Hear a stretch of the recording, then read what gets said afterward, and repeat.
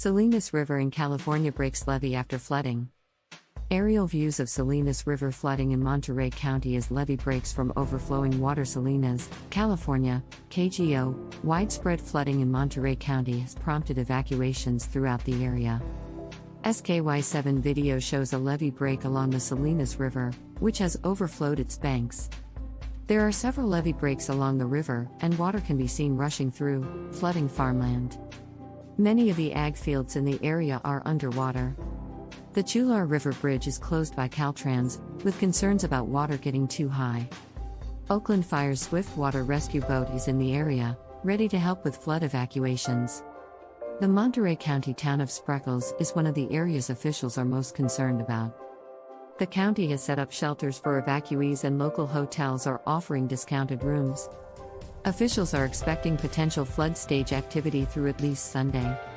The swollen and fast-moving Salinas River continued to rise Tuesday morning, leading to more flooding, a levee breach and flash flood warnings. All this as search and rescue crews continue their search for a 5-year-old boy swept away in raging flood waters. In San Ardo, more than half a dozen cars were submerged in water and 2 families forced from their homes after the Salinas River flooded a walnut farm just off Highway 101. Marcelino Felix says he was getting his family ready to evacuate when the floodwaters engulfed their home early Tuesday morning. In this case, what's lost is lost. We need to continue moving forward. As long as we're alive, there's hope, said Feli. Further north, the Salinas River continued to wreak havoc. In Gonzales, the river breached a levee, flooding nearby ag fields. Late Tuesday morning, South County Supervisor Chris Lopez was out surveying the damage in his district, and he had a warning for constituents.